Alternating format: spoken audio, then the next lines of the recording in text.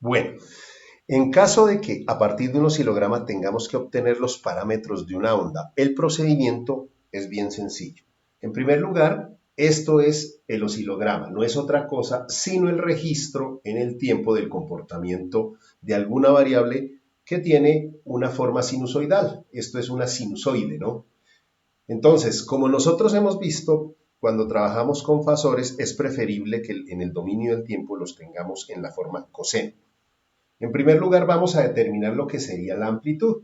Es decir, nosotros aquí vamos a escribir, o por acá, vamos simplemente a escribir amplitud. Entonces, la amplitud es el valor que acompaña, o más bien, cuando se trata de una gráfica, es la separación que hay desde el eje horizontal, que sería la parte central de la onda, ¿no?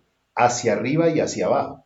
Si es una onda sinusoidal, esperamos encontrar nosotros, cuando medimos voltajes o corrientes, esperamos una onda simétrica, es decir, que la cantidad que se desvía hacia arriba sea igual a la cantidad que se desvía hacia abajo. Semiciclo positivo y semiciclo negativo deben ser iguales tanto en magnitud como en duración de tiempo. Entonces, para determinar la amplitud, definimos la máxima separación, vamos a dibujar,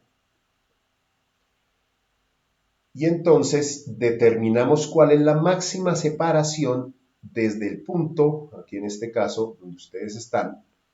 Entonces, como ustedes pueden ver, desde el eje horizontal hasta el punto más alto o el más bajo de la onda, depende de dónde lo mida, ¿cuál sería la máxima separación? Entonces yo me doy cuenta a partir de las cuadrículas que están aquí, que estamos hablando aproximadamente, no exactamente de 3.5, sino de un poco más abajo, tal vez 3.4. Entonces, eso es lo que voy a colocar acá, 3.4, que puede ser una corriente, un voltaje, o sea, sería o voltio o amperio. Hasta ahora sé que es 3.4.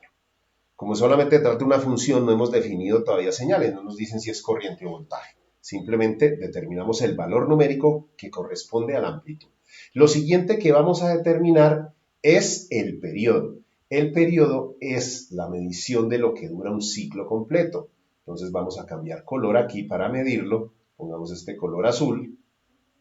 Y vamos entonces a determinar la duración del periodo. En el sentido horizontal, el periodo es la duración que hay desde el punto de inicio de la onda, que se puede tomar, por ejemplo, acá, que es cuando la onda cruza por cero y se incrementa, va hacia arriba, hasta que volvemos a encontrarlo en el mismo punto. Bueno, aquí, perdón, un error en el cálculo, volvió a definir otra vez. A ver, mi juega, selecciono esto. Entonces, desde donde comienza la onda, acá, hasta donde se encuentra un punto similar, ahí. Entonces, simplemente tenemos que sumar o hallar la sumatoria total de estos valores. Voy a mover un poquito hacia arriba porque yo noto que es un poco complicado fijar eso. Vamos a utilizar aquí unos valores de referencia a partir de este punto.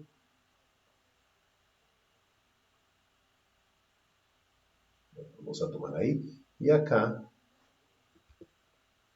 vamos a tomar aquí, ligeramente acá. Eso, ahí. Ahora viene la otra línea de referencia que voy a tomar. Esta. En este caso aquí. Es un poco difícil acomodar acá, pero pues lo intentaré de la mejor manera. A ver que se deje manipular, mover, hasta ahí.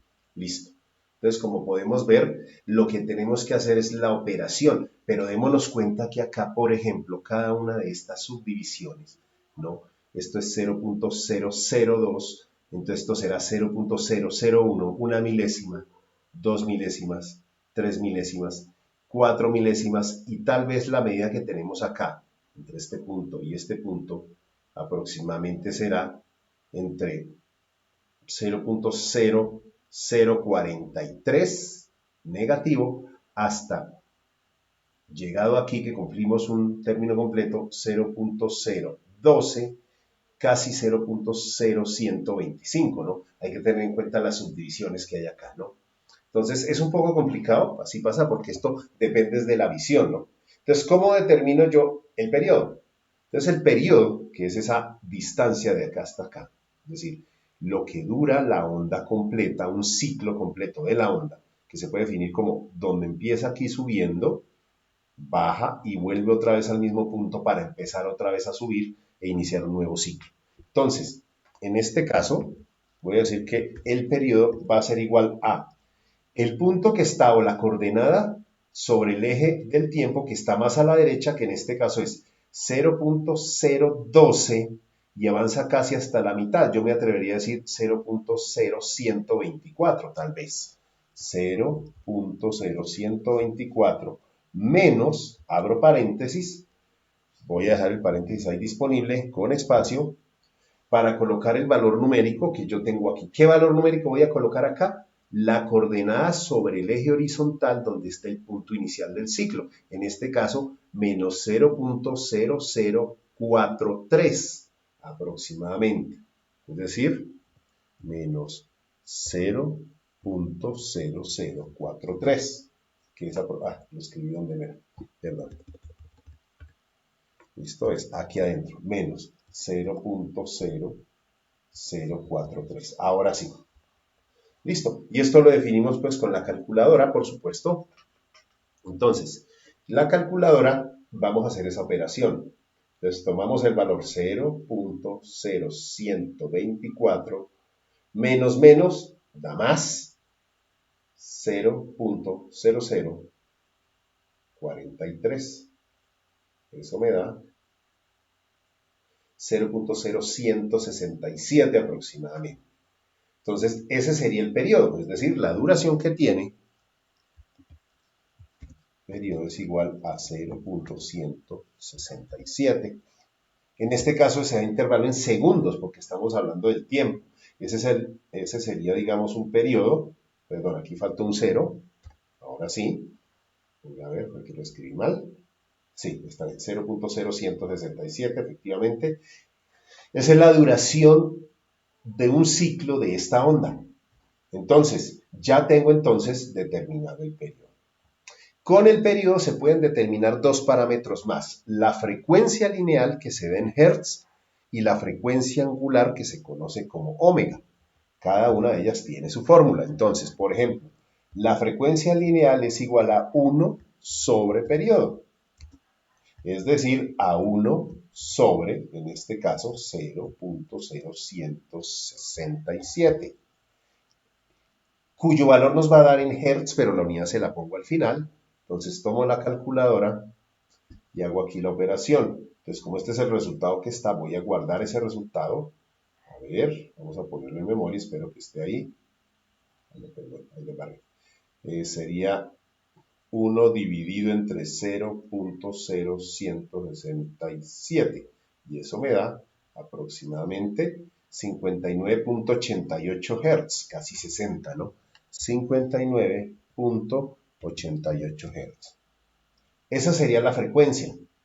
La frecuencia angular, que se conoce como omega, omega minúscula, esa letra que parece una W, pero no es una W, ya que tiene las curvas de abajo, son pronunciadas, no son punteadas como las de la W. Entonces, aquí tenemos la fórmula para convertir esto. Hay dos formas. Puede ser 2, en este caso, por pi, por frecuencia, que la acabamos de hallar, o la otra forma es 2 pi sobre periodo. Cualquiera de los dos debe conducir al mismo resultado. Por donde sea que lo hagamos, nos va a conducir a lo mismo. Entonces, por ejemplo, en la calculadora voy a hacerlo de ambas maneras y voy a comprobar su resultado. Aquí lo único que tengo que hacer, por ejemplo, si lo hago con frecuencia es 2 pi, donde está pi aquí, por f, y f es 59.88. Eso me da 376.23, casi 377, 376.2, y las unidades son radianes, un poquito separado, radianes sobre segundo. Ahí está, esas son las unidades de omega. Pero también me hubiera dado lo mismo si lo hago dividido sobre periodo, es decir, si aplico la segunda fórmula que es 2 pi dividido entre el periodo, que es 0.0167. Me tiene que dar un resultado muy parecido, efectivamente 376.2. Entonces, cualquiera de las dos fórmulas me conduce a lo mismo. Ahí tenemos entonces ya 1, 2, 3, 4 de los parámetros, básicamente. Ahora, lo único que faltaría es el desfase. ¿Qué es el desfase o fase inicial? Es el corrimiento que presenta a derecha o izquierda la onda con respecto al eje vertical. En este caso, noten que esta onda, el pico más alto coincide bien con el eje vertical. En este caso, está en el tiempo igual 0. Es decir, la coordenada de este punto de mayor valor en la onda está exactamente montado sobre el eje vertical en el valor en tiempo igual a 0. Es decir, su desfase es 0. Bueno, entonces vamos a hacer aquí la operación. Entonces su desfase, esto sería, en la forma de escribirlo es phi, así, phi es igual a 0 grados. Entonces ahí tenemos el otro parámetro. Con esos datos ya podemos construir la ecuación que expresa entonces este fasor o esta función en función del tiempo. Entonces, en una función con respecto al tiempo no sabemos si es corriente o voltaje, tiene una amplitud de 3.4. Coseno de omega es 376.2 por t. Y en este caso la fase inicial es 0, por lo tanto así queda. Y no sabemos la unidad, ya que no sabemos si es una corriente o voltaje, lo dejamos hasta ahí. ¿Listo? Y ahí estaría entonces resuelta esa parte del ejercicio. Hemos convertido entonces a partir de un oscilograma, definido los parámetros y expresado la ecuación en términos de una función en el dominio del tiempo, en términos de coseno.